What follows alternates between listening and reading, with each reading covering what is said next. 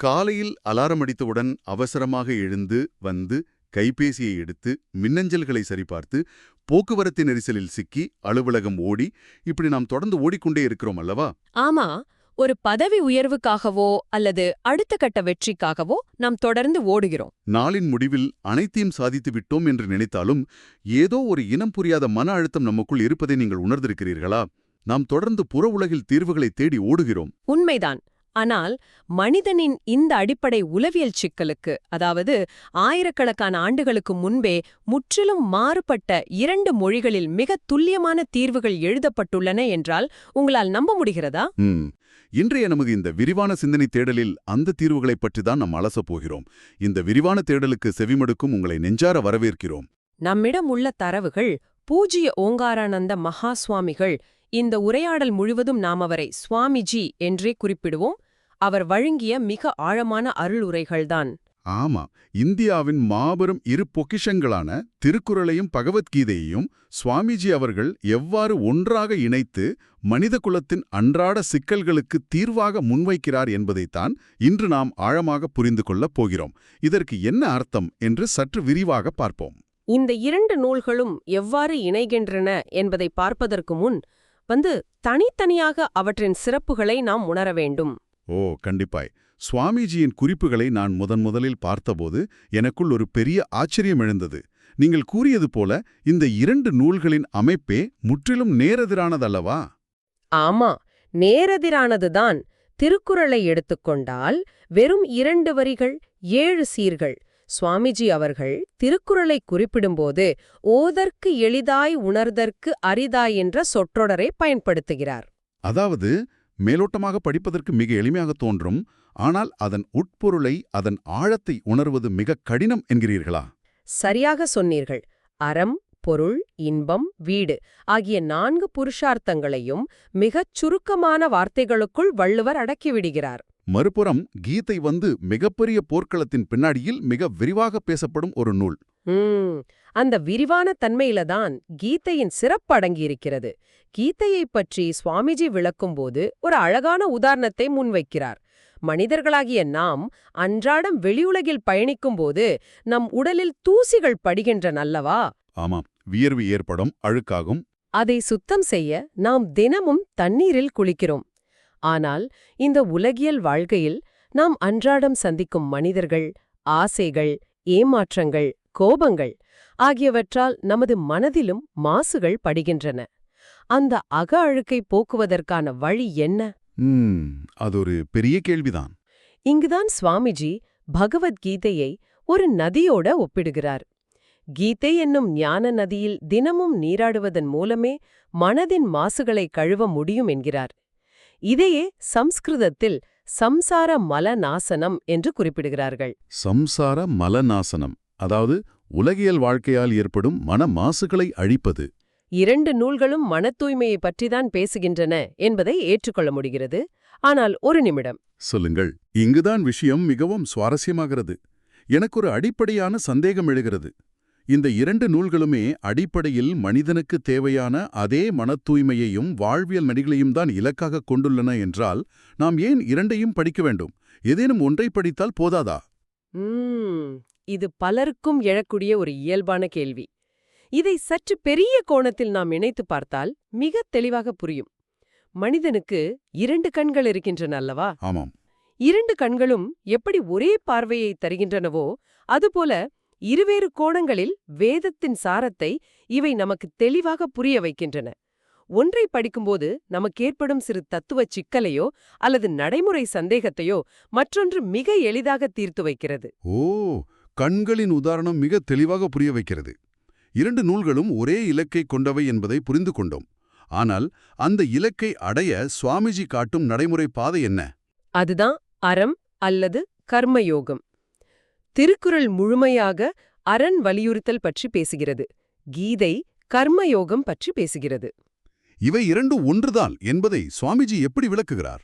இதை சரியாக புரிந்து கொள்ள நாம் செய்யும் செயல்களின் பின்னணியில் உள்ள உளவியலை 2 வகையாக பிரிக்க வேண்டும். ஒன்று சகாம கர்மம், மற்றொன்று நிஷ்காம கர்மம். சகாம கர்மம், நிஷ்காம கர்மம் சற்று விரிவாக சொல்ல முடியுமா? அதாவது சகாம கர்மம் என்பது ஒரு செயலை செய்யும்போது அதிலிருந்து கிடைக்கும் பலனை மட்டுமே குறிக்கோளாக கொண்டு ஆசையோடு செயல்படுவது. நிஷ்காம கர்மம் என்பது பலன்களை எதிர்பார்க்காமல் கடமையாகச் செய்வது. இதுதான் கர்மயோகம். ஒரு நிமிடம், இது கேட்பதற்கு மிகச் சிறந்த தத்துவமாக இருக்கலாம். ஆனால் பலனை எதிர்பார்க்காமல் செயல்பட்டால் எனக்கு எப்படி ஊக்கம் கிடைக்கும்? இன்றைய அந்த லாப நஷ்ட உலகில் இது சாத்தியமா? அது ஒரு மிக முக்கியமான நடைமுறைச் சிக்கல்தான். ஆமா, ஒரு விவசாயி லாபத்தை எண்ணாமல் எப்படி செயல்பட முடியும்? இது மனிதனின் அடிப்படை உளவியலுக்கே முரணாக இல்லையா? நீங்கள் எழுப்பும் இந்த கேள்விக்குதான் சுவாமிஜி ஒரு மிகச்சிறந்த விவசாயி உதாரணத்தை முன்வைக்கிறார். ஒரு விவசாயி லாபத்தை மட்டுமே கற்பனை செய்து ஆசையோடு வேலை செய்து இறுதியில் நஷ்டமடையும் போது மனமுடைந்து போகிறான். ஆமா, அவனது கவனம் முழுவதும் முடிவின் மீதே இருந்திருக்கிறது. உண்மைதான். ஆனால் கடமையை சரியாக செய்யும் கர்மயோகியின் முயற்சிகள் ஒருபோதும் வீண் போவதில்லை. முடிவில் மகசூல் குறைந்தாலும் அவரது மனத் தூய்மையோ அவரது உழைப்பின் தார்மீக பலனோ வீண் போவதில்லை. கீதையில் பகவான் இதையே நேஹாபிக்ரம நாசோஸ்தி என்று கூறுகிறார். ஓ, நேஹாபிக்ரம நாசோஸ்தி. அதாவது வெற்றியோ தோல்வியோ இன்பமோ துன்பமோ வரும்போது மனதை சமநிலையில் வைத்துக் கொள்வதுதான் கீதையின் நிலைப்பாடு. ஆமாம், சுகதுக்கே சமக்கிருத்வா என்ற பதத்தோடு சுவாமிஜி ஒப்பிடுகிறார். இன்பத்தையும் துன்பத்தையும் சமமாக பாவிப்பது. இதை நான் அப்படியே திருக்குறளோடு பொருத்திப் பார்க்கிறேன். மனத்துக்கண் மாசில நாதல் அனைத்து அரண் என்ற குறளை சுவாமிஜி இதற்கு இணையாகக் காட்டுகிறார் அல்லவா? மிகச் சரியாக பிடித்துவிட்டீர்கள். எந்த சூழ்நிலையிலும் மனதில் அழுக்கில்லாமல் சலனமில்லாமல் சமநிலையாக இருப்பதே உண்மையான அறம். முடிவுகள் வந்து நம் மனதை தாக்கும்போது அந்த தாக்கத்திற்கு இடம் கொடுக்காமல் இருப்பதே கர்மயோகம். சரி, நாம் பலனை எதிர்பார்க்காமல் கடமையை செய்கிறோம் என்றால் அந்த பலனை யாரிடம் சமர்ப்பிக்கிறோம்?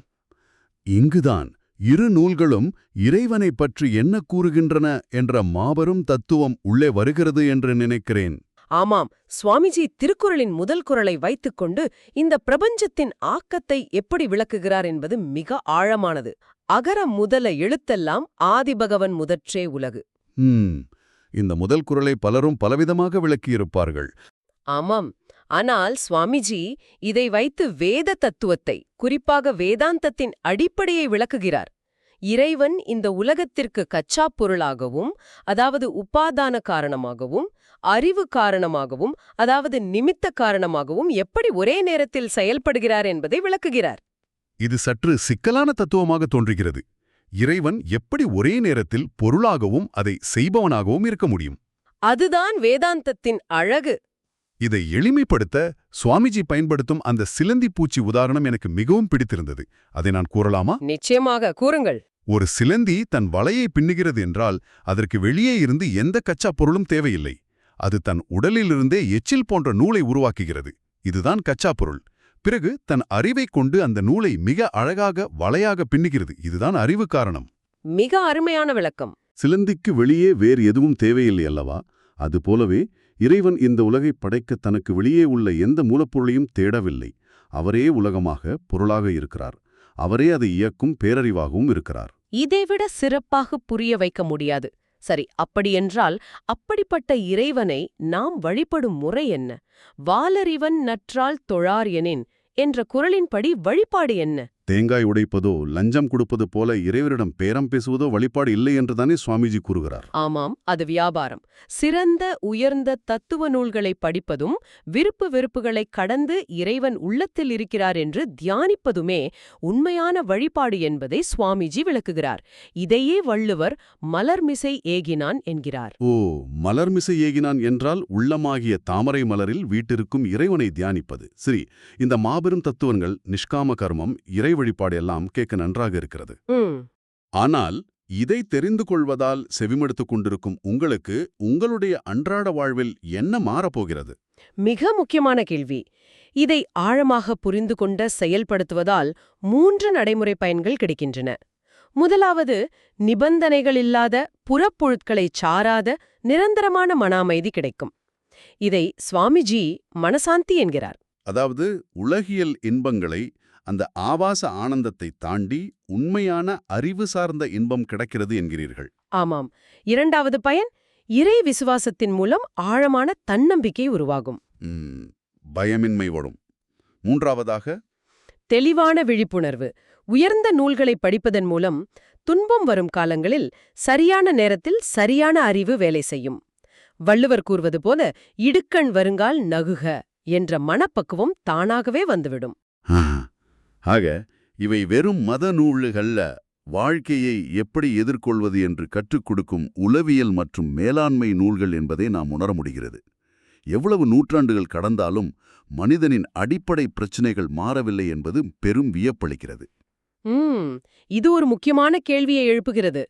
தமிழ் மொழியில் அமைந்த திருக்குறளாக இருந்தாலும் சரி, சம்ஸ்கிருதத்தில் அமைந்த பகவத்கீதையாக இருந்தாலும் சரி, இரண்டும் வெவ்வேறு மொழிகளில் பேசப்பட்டாலும் ஒரே சத்தியத்தை தான் பேசுகின்றன என்பதை சுவாமிஜியின் உரைகள் மூலம் இன்று நாம் கண்டறிந்தோம். இதைவிட சிறப்பாக இந்த தேடலை தொகுத்து கூற முடியாது. விடைபெறுவதற்கு முன் செவிமடுத்துக் கொண்டிருக்கும் உங்களை நோக்கி ஒரு சவாலான கேள்வியை முன்வைக்க விரும்புகிறேன். ஒரு சிந்தனைக்கான கேள்வி. ஆமா, உங்களுடைய மனம் ஒரு வெற்று பாத்திரம் போன்றது. தினமும் காலையில் எழுந்தவுடன் அதில் எதை நிரப்புகிறீர்கள்? உலகத்தின் தேவையற்ற சத்தங்களையும் பிறரை பற்றிய செய்திகளையும் நிரப்புகிறீர்களா? அல்லது திருக்குறள், கீதை போன்ற காலத்தால் அழியாத மகத்தான சிந்தனைகளை நிரப்புகிறீர்களா? மிகச்சரி.